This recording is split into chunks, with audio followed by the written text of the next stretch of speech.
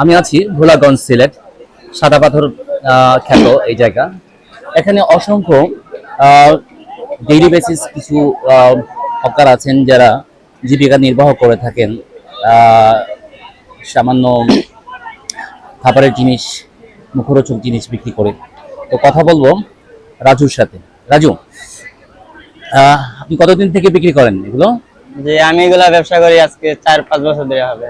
4-5 বছর। হ্যাঁ, তো কি বিক্রি করেন সব সময়? কি সবসময় আপনার যে সময় যেটা পাওয়া যায় এটা আনারস, তরমুজ এগুলা। আচ্ছা, তো এই যে সম্প্রতি যে আপনার সাদা পাথর কাণ্ড, আমরা মিডিয়াতে শুনতে পাচ্ছি সাদা পাথর নিয়ে এত হইচই, আপনি কি বলবেন আসলে কি ঘটেছিল? এগুলা আসলে কিছু না, এটা আপনার ওই দিক দিয়ে কিছু নিছিল, এগুলা আবার ফেরত দিয়ে দিতেছে। আচ্ছা, এটা কেমন পরিমাণে? মানে আমি এই প্রথমে আসছি, যার কারণে আমি খুব বলতে পারছি না আগে কেমন ছিল আর এখন কেমন আছে। এই যে জায়গাটা আগের মতোই রয়েছে, কিছু হয়নি, আগের মতোই আছে। তাহলে এত হইচই কেন? এটাই যে পাবলিক সাংবাদিক এগুলা আচ্ছা, ভিডিও সিডিও করে আর কি পাঠাই দিচ্ছে। তাহলে বলছে যে পাথর নিয়েছে, কোন এলাকা থেকে আসলে পাথর নিয়েছে? আমি তো এই এলাকায় বুঝতে পারছি না যে এই এলাকা থেকে নিয়েছে না অন্য দিক থেকে নিয়েছে। পাথর নিয়েছিল, এই যে এইদিকে হালকা কিছু নিয়েছিল, তুমি এদিকে আসো। বেশি একটা নেই নাই। আবার আমরা এগুলা দেখতে ফেরত দিয়ে পাচ্ছি একদম ঠিক কাছেই একটা বিজেপি ক্যাম্প। সো বিজেপি ক্যাম্পের সামনেই একটা খাল, এটার না, এই নদীর নাম কি? ধলাই নদী। এটা ধলাই নদী।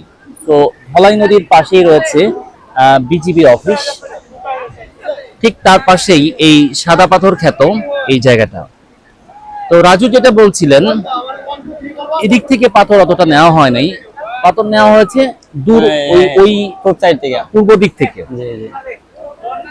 তো ধরেন আগে 100 পাথর ছিল, এখন কত নিয়েছে সেখান থেকে?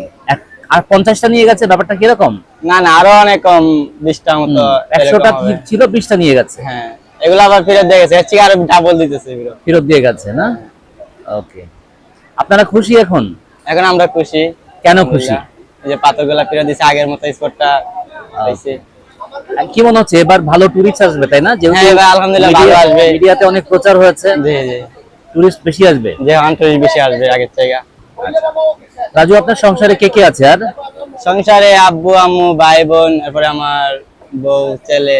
আপনি বিয়ে করেছেন? জি, আমি বিয়ে করেছি আজকে 3 বছর। 3 বছর? জি, ভেরি গুড। আমার ছেলে একজন আছে 2 বছরের। ছেলেও আছে 2 বছরের। আপনার বয়স কত? আমার বয়স 19 প্লাস। 19 plus, very good. 19 বছরের রাজুর 2 বছরের ছেলে আছে, খুব সাহসী। এই 19 বছর বয়সে বিয়ের কথা বললে আমরা হয়তো ভয়ে কুকড়ে যেতাম। যাই হোক, রাজু অনেক সাহসী, সে নিজে ফেরি করে মৌসুমী ফল এবং যখন যেটা পায় সেটা বিক্রি করে, এবং ডেইলি তার 1000 থেকে 1500 টাকার মতো ইনকাম আছে। সেই হিসেবে যদি আমি বলি, রাজু আপনি কতদিন কাজ করেন? প্রত্যেক দিনে কি বিক্রি করেন না ছুটি নেন? সপ্তাহে 2 দিন ছুটি নেই। সপ্তাহে 2 দিন। কি কি বারে? আপনার রবিবার আর হচ্ছে আপনার বুধবারে। রবিবার আর বুধবার। ওই দিন 2 দিন কি করেন আপনি? এই বাসায় থাকি, ফ্যামিলির সাথে একটু আড্ডা দিই। সময় দেন। ফ্যামিলি কোথায় থাকে? ফ্যামিলি জায়গায় থাকে, আমরা বাসা আছে এই জায়গায়। আর এখানেই আমাদের বাসা দেশের আছে। বাড়ি হচ্ছে হবিগঞ্জ। কোথায়? হবিগঞ্জ। হবিগঞ্জ। ওকে, তাহলে আমি যদি ধরে নিই যে সপ্তাহে আপনি 2 দিন ছুটি, তার মানে মাসে 8 দিন বাদ দিলে আপনি আরো অন এভারেজ 20 দিন কাজ করেন।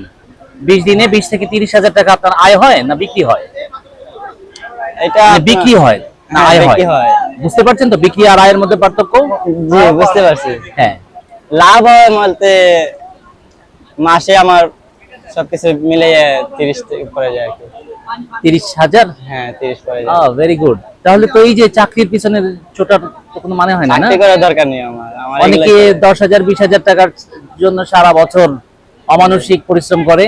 আমার একদম কমে মাঝে 1000 থেকে 1200 টাকা লাভ হয় প্রতিদিন ডেইলি। Very good. আপনার কি চিন্তা ভাবনা ভবিষ্যতে? আমার কি আর চিন্তা ভাবনা করবো, এটা ভবিষ্যতে করা লাগবে। ভবিষ্যতে কি অন্য কোনো বড় ব্যবসার কথা চিন্তা করছেন না এভাবেই চিন্তা করছেন? আমার অন্য বড় ব্যবসা কোনো চিন্তা নেই, আমার এগুলাই চলবে। এটাই চলবে না? Okay. কিন্তু যখন আপনি অসুস্থ থাকবেন বা অন্য কোনো সমস্যা হবে, টাকা জমাচ্ছেন তো? হ্যাঁ, অবশ্যই টাকা জমাচ্ছি, কেন জমাবো না। ঠিক আছে রাজু, ভেরি গুড। এবং আপনার জন্য শুভকামনা রইল, আপনি উত্তরোত্তর আরো ভালো করেন। এবং আগামী যে পর্যটক মৌসুম আছে, শীতের সময় তো পর্যটক বেশি হয়, তাই না? হ্যাঁ, শীতের সময় তো এত পানি থাকে না, তখন সুন্দর লাগে স্পটটা, এই সময় সুন্দর লাগে একটা। আচ্ছা আচ্ছা, ঠিক আছে, দেখা হবে আপনার সাথে কোনো একদিন আবার। Thank you. ধন্যবাদ।